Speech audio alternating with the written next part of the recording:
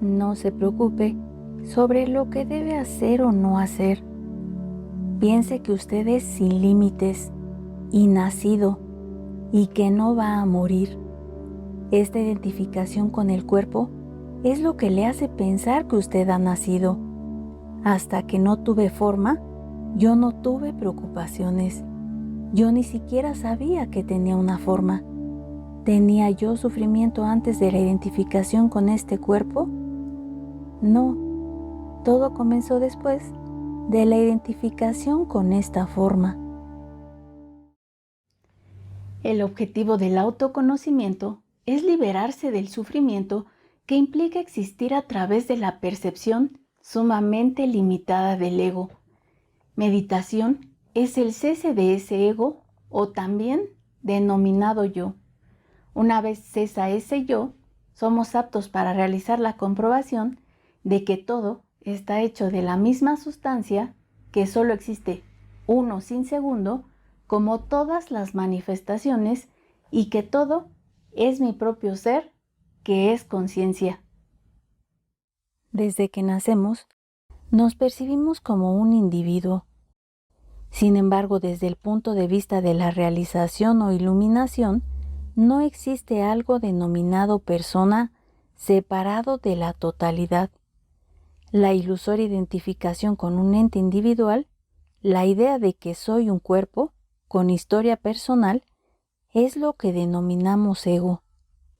El ego es un conjunto de pensamientos, pero finalmente no es más que una variable cognitiva dentro de la mente que nos hace ver el mundo de determinada manera. Es una idea en la mente que genera sentido de pertenencia de la acción. Es la creencia de que yo como cuerpo realizo las acciones cuando la realidad es que todo lo realiza y mueve la conciencia.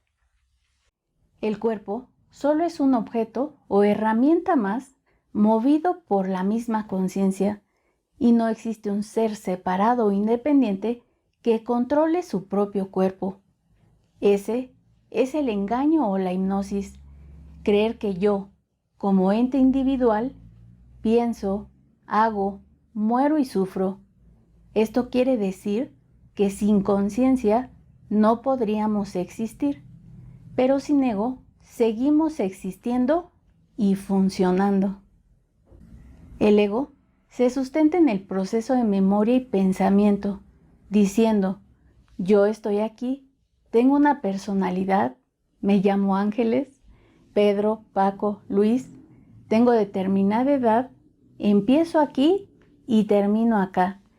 Esa idea de límite y diferenciación del resto de lo que veo la introduce la variable cognitiva denominada ego. Es cierto que el ego sirve en términos de funcionalidad en un mundo donde un conjunto de identidades separadas es la base de la sociedad. Y mientras creamos estar en este mundo, aparenta que nacemos y se nos otorga una identidad personal con un nombre que va creando su propia historia, personalidad y que va acumulando pertenencias. El ego es una función elemental que utiliza la conciencia para completar la personalidad de cada personaje y así simular una interacción en sociedad. El problema del ego es cuando deja de ser solo una función de la mente y genera una identificación tal con el cuerpo que cree que ese cuerpo funciona por cuenta propia. Es como si un personaje de un videojuego creyera que se mueve y toma decisiones de forma separada e independiente, cuando la realidad es que hay alguien del otro lado de la pantalla que es quien lo mueve a través de un mando. En este caso, es la conciencia quien mueve todos los cuerpos y toma todas las decisiones. Cuando olvidamos que somos la conciencia para identificarnos con un cuerpo, entramos en hipnosis divina y todo gira en torno a ese individuo. Se genera el deseo de mantener vivo y cómodo ese cuerpo, nos apegamos al placer y rechazamos el dolor por miedo a que ese cuerpo sufra o muera, deseando que todo lo existente gire a nuestro alrededor, que todo se produzca a nuestra conveniencia en base a nuestra voluntad. Resisto lo que no creo conveniente para mí. Digamos que el ego es ese pensamiento que solo quiere jalar agua para su molino y no para la manifestación total. De ahí procede su sufrimiento. Por lo tanto, no existe persona, solo la idea de ser persona que posee un cuerpo. Como resultado, la persona no descubre que es la conciencia. Más bien, el despertar se produce cuando la conciencia se descubre a sí misma. El ego se diluye en un estado denominado el presente. Cuando estamos continuamente imbuidos en el presente, cuando estamos atentos a cada acto cotidiano que realizamos, sin juicio ni apetencia de fruto, no aparece el ego con su legión de pensamientos. En el presente no hay un yo que sufra. Esto lo habremos experimentado repetidas ocasiones en momentos cuando hemos estado tan concentrados leyendo un libro o viendo una película que nos hemos olvidado de nosotros mismos, del tiempo y de nuestros problemas. Eso que viene y va, surge y desaparece, nace y muere, es el ego.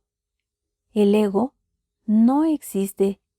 De lo contrario, usted sería dos personas en vez de una. Usted ego y usted ser. Pero usted es la totalidad, única e indivisible. Autoindagar consiste en investigar quién es el que realmente experimenta los pensamientos, las emociones y las sensaciones. En lugar de identificarse directamente con ellos, uno se pregunta, ¿quién es el que está experimentando todo eso? Al hacerlo, se llega a la conclusión de que uno es la conciencia pura que observa todas las experiencias. Usted debe contemplarse insistentemente a usted mismo, porque todo lo que aparece en la pantalla de la contemplación, en algún momento ciertamente desaparecerá.